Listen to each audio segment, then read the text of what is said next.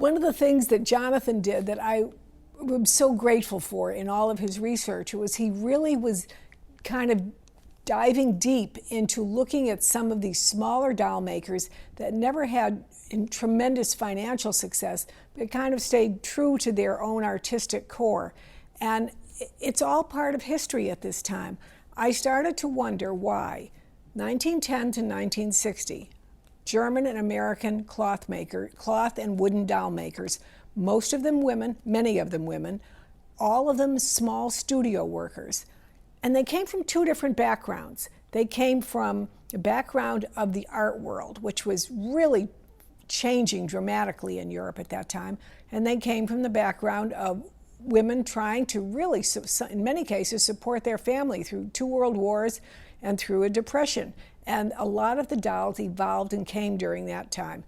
I at first tried to do a chronology of them and laying them out and talking to them about them, and then I realized, but everything went on for such a long period of time, and these different doll makers had peaks and valleys.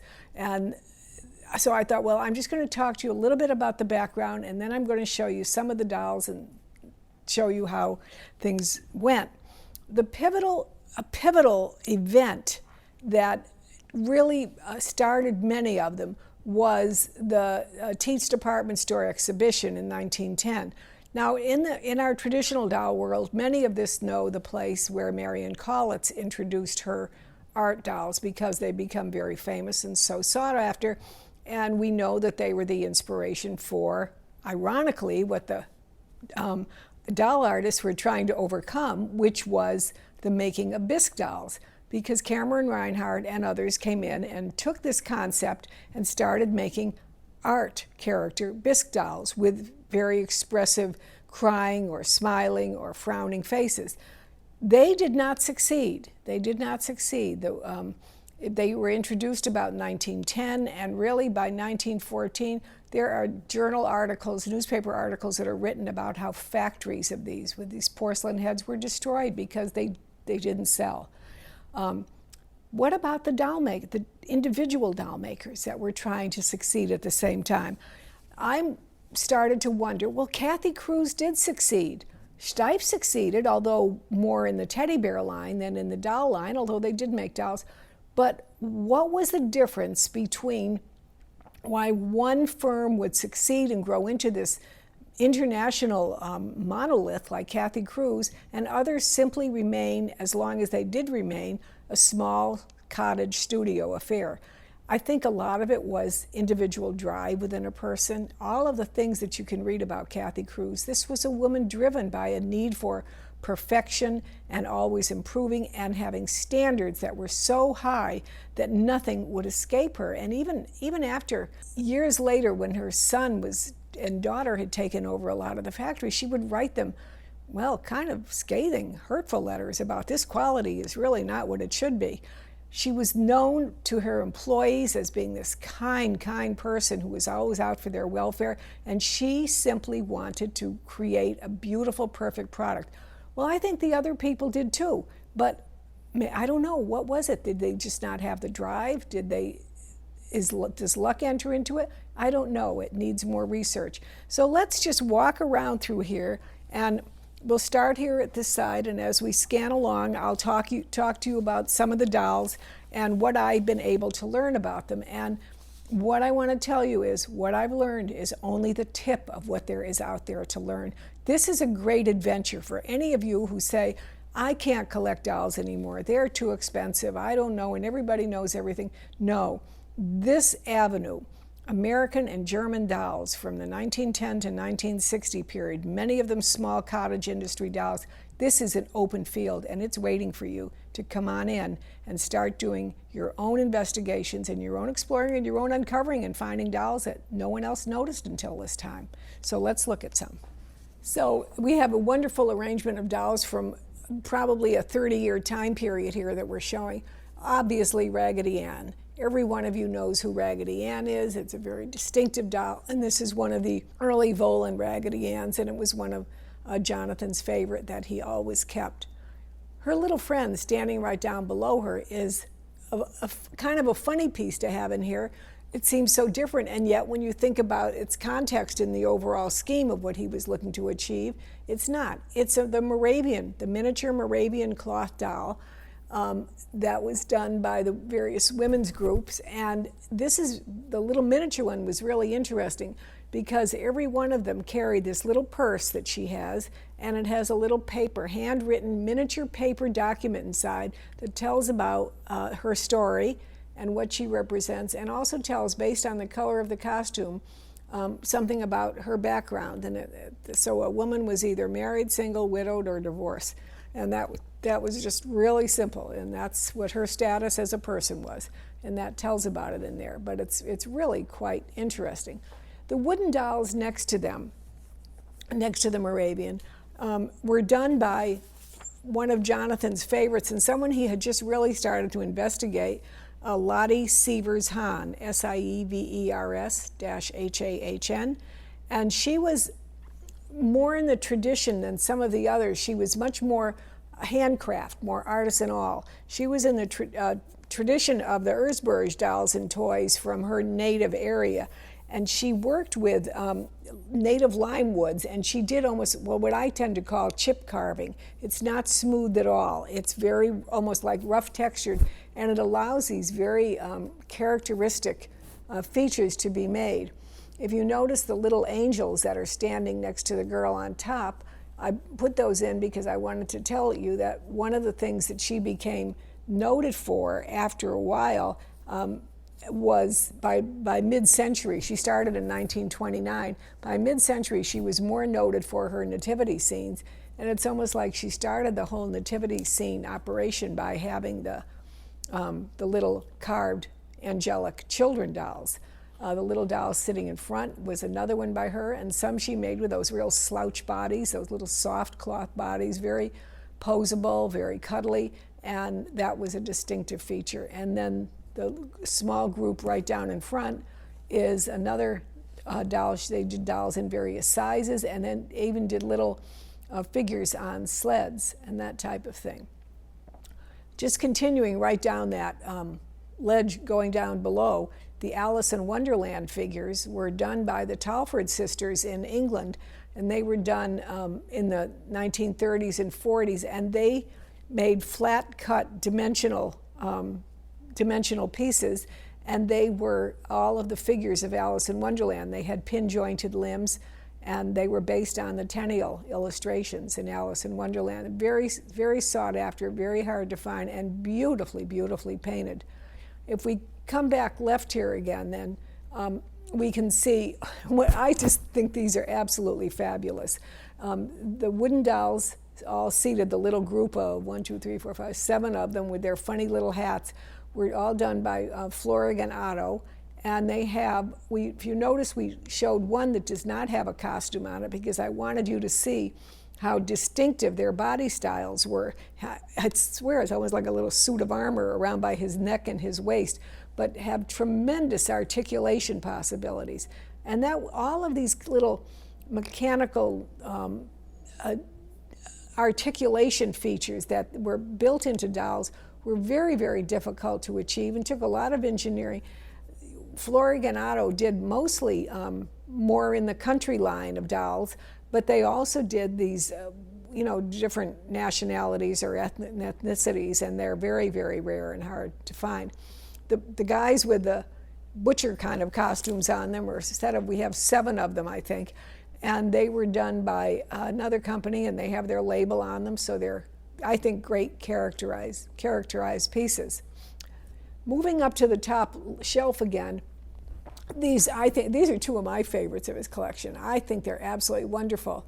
The dolls were patented dolls by a man who actually was a mannequin maker, and he patented them, and he called them the widget dolls. And they're very, very interesting. I had never seen them before. What's interesting is in the patent design, see that little curl right in the middle of her forehead? Well, that shows that very distinctive hairstyle and that curl, and the very distinctive painting of the eyes and all. So, this was the only doll he made. His business was creating mannequins. So you kind of can't help but wonder, well, what was that all about? Was he designing those as maybe something people would put in a shop to show children's clothes, or were they actually dolls? We don't know because there's so little known about them. The next group we come to, I love these dolls. I really do. And what I have found is that there's not a lot known about them. These dolls were by a woman named Brunhild Ironcall, and she lived from 1893 to 1984. She lived to be 90 years old. She designed these cloth dolls, very simply designed. I mean, look at the way the painting is on them, those little tiny, tiny bead eyes that every one of them has. And then she did wonderful costumes. So she wrote about them. She was actually inspired by her cousin, Clara Rilke-Westhoff, who was a very famous sculptor. And she through her connection with her cousin, she became involved in that entire art world again that I was talking about. Was one of the sources where people started their work. And she became advanced in that avant-garde art reform movement of the era. And then in 1922, she founded her own studio. Because she also had become highly involved in photography, her photographs became a big part of her doll production as well. We're showing you two of her dolls that were kind of the most famous, and they were her Struwwelpeter dolls, the guys with the unruly brown hair. And what was really curious is, usually that's red hair, but she made it a brown yarn hair. These were her original costumes on all of these dolls. Not too well known, but very distinctive, and I think absolutely fabulously done. They have wonderful characterizations, and I think a great opportunity for you. Down below them are some little tiny wooden dolls, and these were just the classic Erzberg miniature dolls with articulated limbs, and many of them wearing the traditional peasant costumes. But there were a couple of really interesting comic characters in this group. Up in the left-hand corner, we show them in a little box, and I've never seen those done as the Erzberg dolls too, so that gives us a little added bonus. Moving up to the top shelf again, we come to Edith Flack Ackley, and wow, I don't have to say too much because there's been so much written about her and so many wonderful articles and research done about her, but we've moved out of Germany now, and we have come in to America. And that's really, really important because this was what was happening in America. We know more about the American women doll makers of the late 1800s, ranging from Isana Walker to Ella Smith to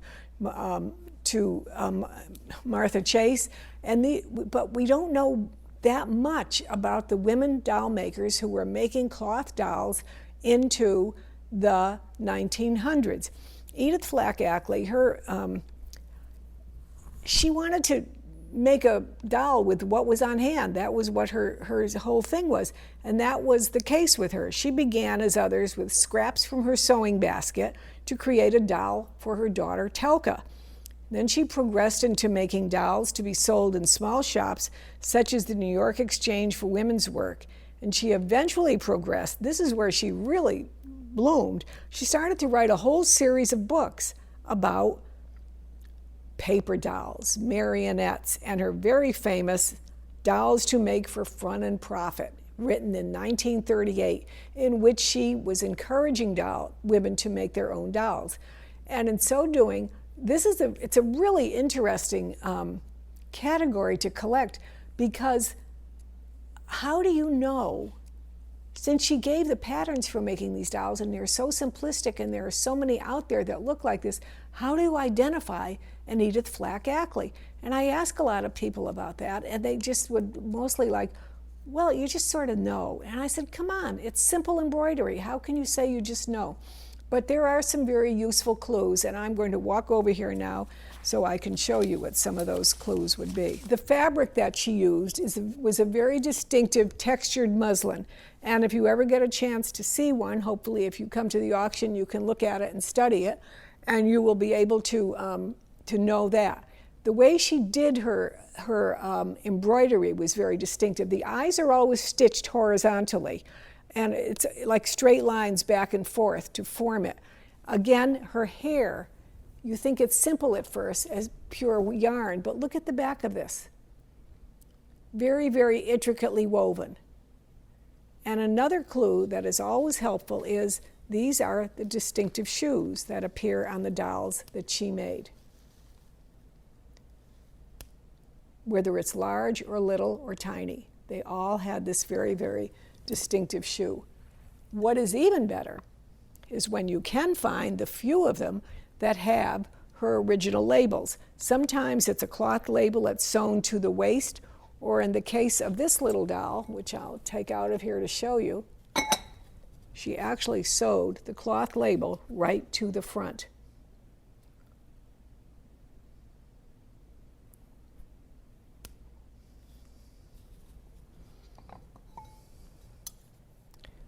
And then there is the great notion of the dolls that she did that have the matching oil paint or watercolor paintings done by her daughter. And this was a whole marketing program that she had developed. And I want to read you some of the research that I did that was really interesting. She advertised in holiday catalogs of the time, and the books themselves were advertised right alongside information about her heirloom dolls, and saying each of them was made by Edith Flack Ackley, and I'm going to show you a few of those.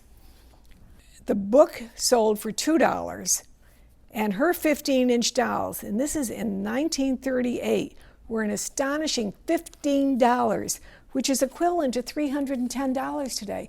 These were expensive dolls, quite fascinating. Also, in the Madison Avenue shop, check this out, look at this, Velva Lee Dickinson. How do we know her name? That was the very famous doll shop in which she used dolls to serve, to perform her spy opportunities during World War II, and was later arrested by the FBI as a spy. So the Velva Lee Dickinson Doll Shop of New York, and she advertised watercolor cloth portraits, which is what we see here, and these were by Telka Ackley, who was her daughter, and you could buy the matching doll for $4. And those are really quite interesting there.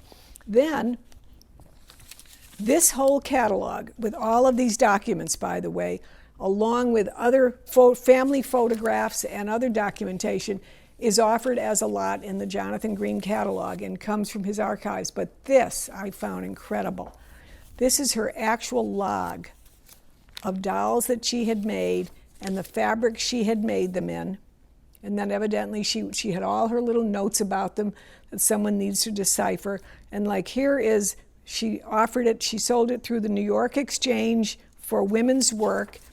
And she has, you can sell a doll in a yellow dress with yellow flowers for $11.50 with a portrait for $60. That's a Telka portrait that would go with it. And then her little note, please do not sell doll without the portrait. So she was really pushing to have people buy both as a package. But look at this. Anyone who wants to do more research about her, this is filled with hundreds, literally hundreds of various fabrics and documents of sale, and most intriguing. I mean, pieces, things like this, they're absolutely invaluable as far as I'm concerned. So that's a very important piece to have. Just sticking over here for a minute. Let me push this out of the way. This is really a great set right here. Here to here, the doll and the wooden furniture. And here was the note that came with it in Jonathan's collection. The grouping of these items stems from the effort of CARE, C-A-R-E, CARE.